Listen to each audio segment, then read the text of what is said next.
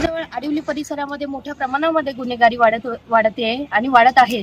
तर गेले 4 वर्षापासून आम्ही पाठपुरावा करत होतो पोलीस स्टेशनमध्ये की जी गुन्हेगारी वाढते आहे तर त्या संदर्भात आडिवली परिसरामध्ये बीट चौकी ठेवण्यात यावी या संदर्भात पोलीस स्टेशनने आम्हाला मान्यता दिली आणि महानगरपालिकेकडे 6 महिन्यापासून आम्ही पाठपुरावा करत होतो. तर आज महानगरपालिकेच्या माध्यमातून आम्हाला न हरकत दाखला बीट चौकीसाठी देण्यात आलेला आहे. खरंच मी महानगरपालिकेचे आभार मानेन.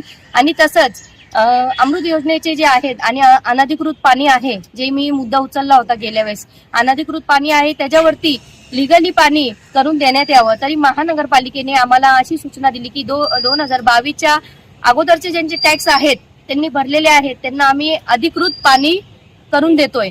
तर याबद्दल देखील त्यांचे खूप खूप आभार.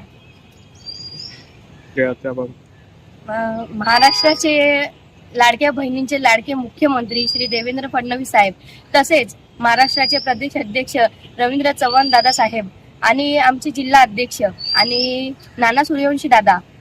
तर मी तर म्हणजे एक सर्वसाधारण कार्यकर्ता आहे बीजेपी. तर माझं तर वैयक्तिक मत असं आहे की युती नको व्हावी, कारण की प्रत्येक कार्यकर्त्याला वाटतं की आपली ताकद आपण दाखवावी. तर एवढंच सांगेल की युती नको.